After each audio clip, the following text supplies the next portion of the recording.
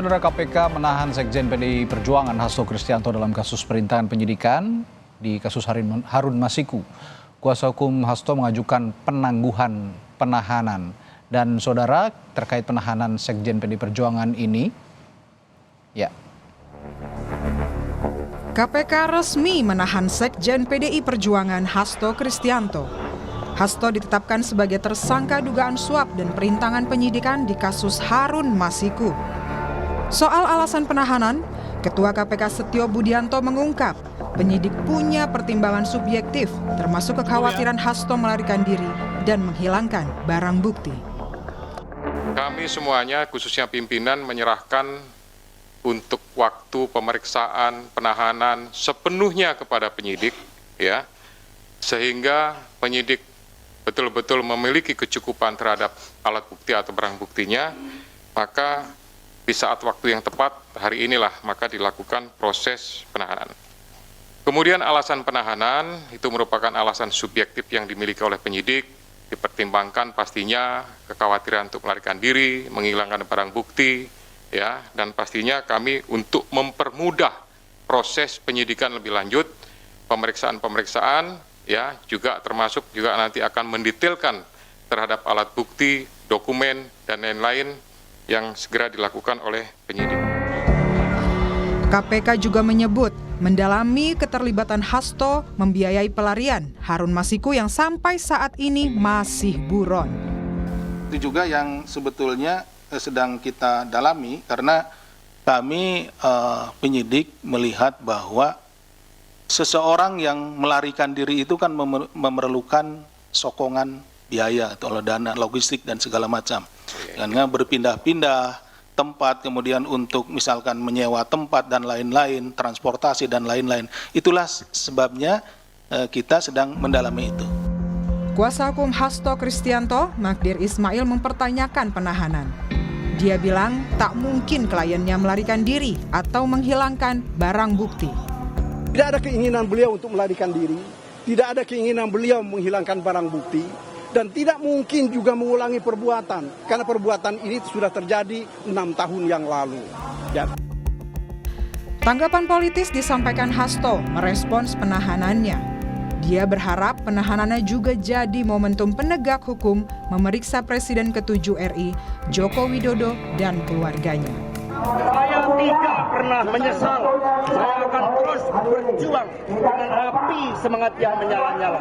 Semoga ini menjadi momentum bagi Komisi Pemberantasan Korupsi untuk menegakkan hukum tanpa kecuali, termasuk memeriksa keluarga Pak Jokowi. Menanggapi pernyataan Hasto, Presiden ke-7 RI Joko Widodo menyebutnya tanpa dasar. Ya, kalau ada fakta hukum, ada bukti hukum, ya silakan.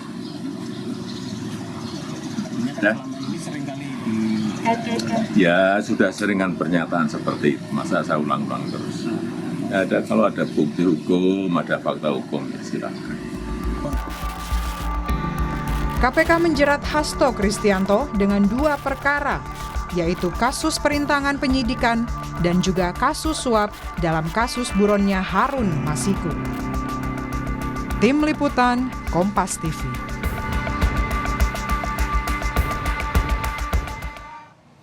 terkait penahanan Sekjen PDI Perjuangan Hasto Kristianto oleh KPK. Kita bahas malam ini bersama kuasa hukum Hasto Kristianto, Magdir Ismail, dan mantan penyidik KPK Yudi Purnomo. Selamat malam Bapak-Bapak. Malam Mas, malam Pak Magdir. Baik. Selamat malam. Saya ke Pak Magdir dulu. Pak Magdir, Mas Hasto kan ajukan penangguhan penahanan katanya. Alasannya apa sih Pak Magdir? Iya begini, kami memang mengajukan penangguhan penahanan itu memang kami sudah siapkan sebenarnya sejak sebelum kami datang ke KPK. Kami sudah mendapat informasi bahwa penahanan itu akan terjadi. Ya. Meskipun kami tidak pernah tahu apa alasannya untuk dilakukan penahanan terhadap Mas Hasto. Akan tetapi kan baru tadi kan diberitakan bahwa penahanan itu ada kekhawatiran mau melarikan diri dan seterusnya. Itu yang kita tidak pernah tahu. Ya, alasan subjek seperti itu apakah memang ada buktinya, ya. Oke. Dugaan keras, kata undang-undang itu kan begitu, dugaan keras itu ada buktinya. Apa sih yang sudah dilakukan oleh Mas Hasto untuk melarikan diri atau juga untuk mengulangi perbuatan? Kan tidak mungkin, karena kejadiannya tidak mungkin terjadi pada saat sekarang ini. Apalagi menghilangkan barang bukti, semua barang bukti itu sudah disita oleh KPK. Jadi sama sekali kalau menurut hemat kami, ini tidak ada urgensinya penahanan itu. Penahanan itu lebih pada upaya menunjukkan kekuasaan gitu ya. Yang ini yang sangat kita sesalkan gitu. Ya, tetapi bagaimanapun juga itu mereka sudah jalankan. Satu hal yang perlu saya sampaikan bahwa surat perintah penahanan itu ditandatangani oleh Ketua KPK. Ketua KPK itu bukan penyidik menurut Undang-Undang KPK. Jadi menurut hemat kami itu adalah tidak sah penahanan itu. Memang berita acara pelaksanaan penahanannya dilakukan oleh penyidik. Ya. Pemberitahuannya oleh Direktur Penyidikan. Yang jadi persoalan sekarang ini, seolah-olah ini dilemparkan oleh Ketua KPK bahwa penahanan ini dilakukan oleh penyidik. Tidak, itu tidak betul. Perintah penyidikan ditandatangani oleh Ketua KPK. Dan Ketua KPK itu bukan penyidik. Ini kata undang-undang, bukan kata saya. Ya. Jadi kalau kita mau jernih melihat persoalan ini, mestinya seperti itu melihatnya. Satu hal lagi saya kira yang juga penting untuk diperhatikan dalam proses penahanan kemarin, karena saya berada di atas dan saya tidak melihat bagaimana situasi di bawah. Ya, menjelang detik-detik atau mungkin justru ketika perintah penahanan itu sudah dikeluarkan, ada beberapa pejabat Polri yang ada di situ. Bahkan kemudian penambahan pasukan yang begitu banyak, ini cerita kawan-kawan yang ada di situ. Saya jadi berpikir, sebenarnya penahanan itu urgensinya untuk apa sih? Bukankah itu hanya untuk aksi unjuk rasa, Pak Magdir kemarin, pengamanan itu? Atau ada yang Anda nilai saya nggak tahu, makanya dari itu? Saya katakan saya tidak tahu apa kejadian di luar, begitu juga di bawah. Tetapi saya mendengar cerita dari kawan-kawan yang ada di bawah itu, ada Kapolda dan Wakapolda hadir di gedung KPK. Itu sepanjang yang saya pahami selama ini, saya nggak tahu kalau Yudi punya catatan sendiri. Dalam sekian belas tahun ini saya ikut serta dalam banyak perkara di KPK, baru sekali ini terjadi seperti itu. Ini ada apa? Kalau gitu saya tanya. Ada pesanankah atau ini ada show of force? Kita nggak tahu. Saya tanya ke Mas Yudi kalau gitu. Anda sebagai yang pernah duduk di KPK sebagai penyidik, dengan keterangan kemarin Ketua KPK, alasan menahan Hasto Kristianto dalam hal ini, dalam kasus ini adalah dikhawatirkan melarikan diri, dikhawatirkan tidak kooperatif, dikhawatirkan mengaburkan bukti. Apakah itu menjadi alasan subjektivitas penyidik yang kuat untuk menahan seorang tersangka? Ya tentu memang itulah yang diatur oleh KUHAP ya. Kenapa kemudian kita sebagai penyidik melakukan penahanan. Dan saya beberapa kali lah dengan Pak Magdir ya, ketika menangani kliennya kan juga melakukan penahanan ya terhadap tersangka dalam kasus ditangani oleh KPK. Dan di dalam surat perintah penahanan memang kan termaktub jelas ya dasarnya ya terkait dengan mengapa dilakukan penahanan, itu pertama. Kemudian yang kedua ya terkait dengan mengapa pimpinan KPK melakukan surat perintah penahanan. Memang ini ada yang menarik ya. Ini kan apa yang terjadi hari ini ya itulah karena adanya pelemahan terhadap undang-undang KPK, di mana sebelumnya sudah sangat jelas sekali pimpinan KPK adalah penyelidik, penyidik dan penuntut. Tetapi kemudian KPK dilemahkan dalam revisi Undang-Undang KPK. Tapi sudahlah, kita tidak akan membahas seperti itu karena ya tadi apa yang disampaikan oleh Pak Magdir itu terkait dengan keberatan beliau ya sebenarnya kan bisa di-challenge ya di dalam pra-peradilan. Tapi saya pikir kan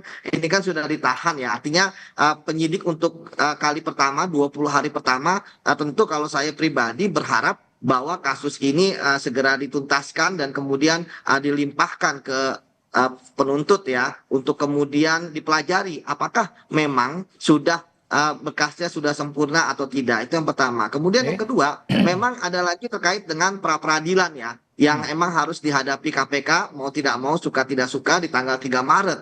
Ya artinya kita tunggu saja ya bagaimana proses pra-peradilan tersebut. Begitu Mas. Pak Magdir, Anda sempat mengatakan tidak ada bukti permulaan yang dikonfirmasi kepada Mas Hasto dalam kasus ini, dan ini bukan kasus yang baru, ini kasus lama.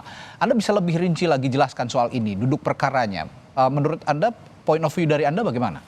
Jadi begini, kan Mas Hasto ini kan disangka melakukan perbuatan penyuapan bersama-sama Harun Masiku. Ya, tidak ada bukti permulaan apa perannya Mas Hasto ini dalam penyuapan bersama-sama Harun Masiku itu. Karena bagaimanapun juga sudah ada dua putusan perkara yang sudah inkrah, ya, yang tidak menyebut soal penyuapan ini ada perannya Mas Hasto di situ. Ya, dan saya kira ini sesuatu yang tidak mungkin kita katakan bahwa putusan itu mengada-ada. Karena itu dilakukan satu proses pemeriksaan yang cukup panjang. Bahkan ini sampai pada putusan Mahkamah Agung. Itu yang pertama. Kemudian yang kedua, yang kami persoalkan juga adalah mengenai bukti permulaan apa yang dikatakan menghalang-halangi penyidikan. Ya kan? Nah, ini tidak pernah ditunjukkan.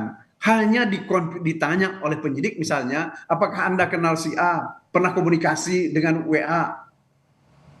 Mungkin ada keterangan saksi, Pak Magdir? Itu bagaimana? Mungkin ada keterangan saksi yang mengatakan hal itu sehingga KPK menjadikan saksi itu menjadi kesaksian itu jadi salah satu barang bukti?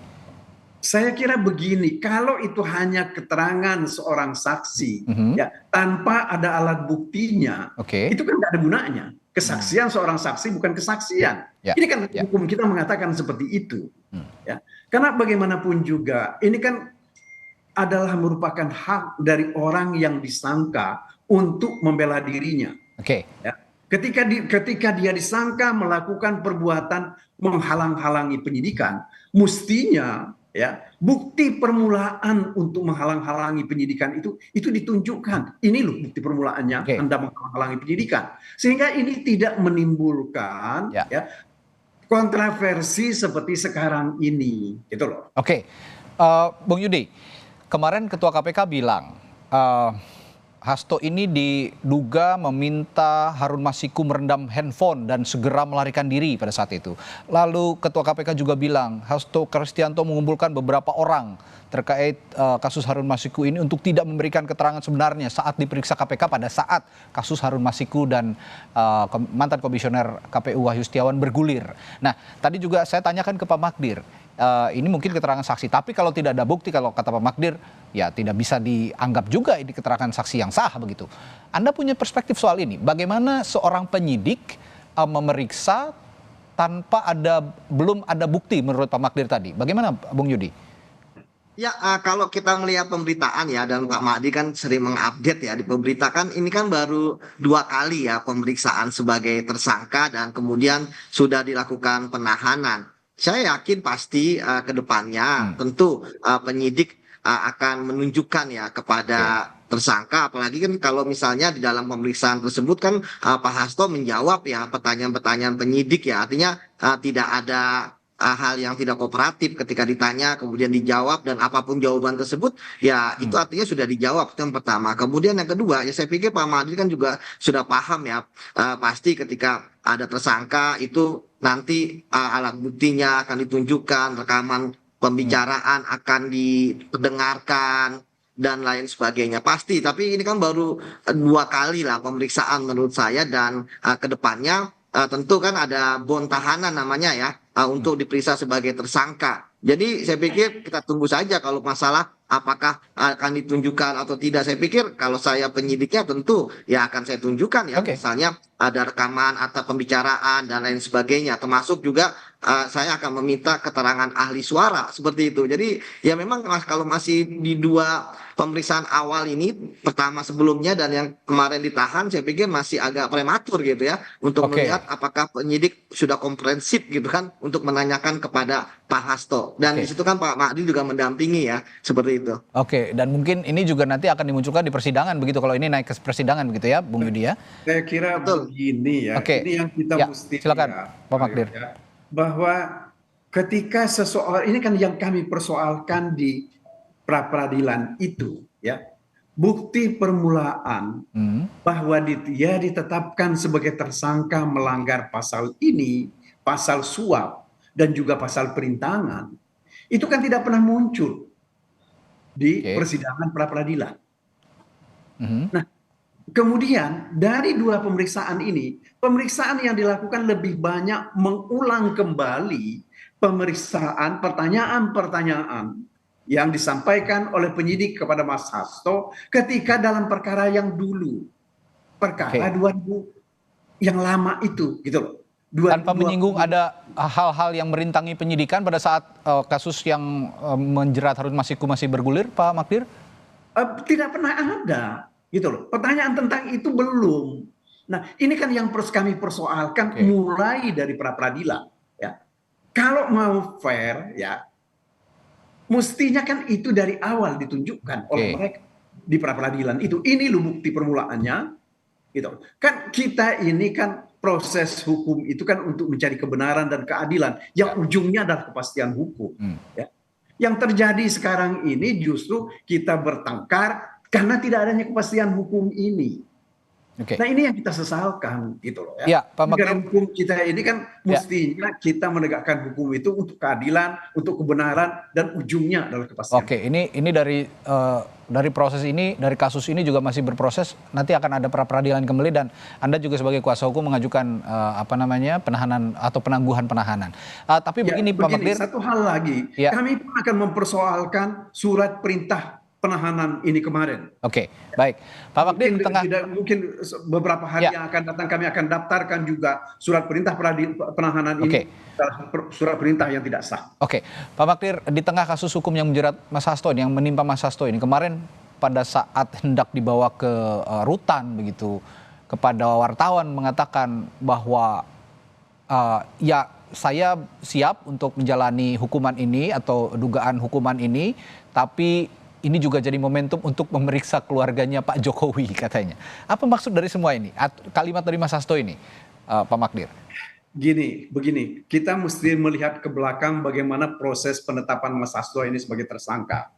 Ini tidak terlepas dari pengumuman yang disampaikan oleh DPP PDI Perjuangan tentang pemberhentian mantan Presiden Joko Widodo, kemudian Gibran Rakabuming Raka, dan juga Bobi Arief Nasution pada tanggal 17 Desember 2024. Ya.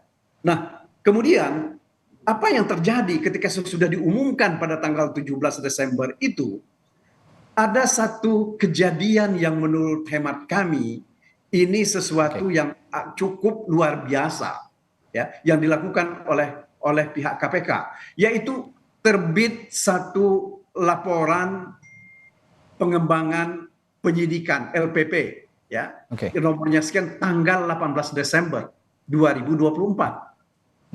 Jadi dari satu sisi itu saja tidak sulit kita untuk menduga bahwa ini bahwa kelanjutan perkembangan perkara ini. Dan satu lagi saya kira sebelum saya teruskan, pada tanggal 23 Desember Mas Hasto ditetapkan sebagai tersangka.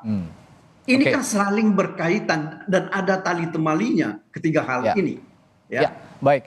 Apapun itu hukum dan politik sebenarnya tidak boleh dicampur adukan. Tapi belakangan ini memang hukum dan politik selalu saja dikait-kaitkan begitu. Nanti juga akan ada lanjutan tentu saja pembuktian-pembuktian apakah memang ini murni kasus hukum atau ada politisasi. Baik, terima kasih Pak Magdir ataupun juga yang tadi juga sudah diungkapkan Pak Magdir bahwa ini akan dijelaskan kemudian, dan tadi juga Pak Mas Yudi sudah menjelaskan dari sisi hukum. Terima kasih Pak Magdir dan Mas Yudi, sampai jumpa lagi, sehat selalu.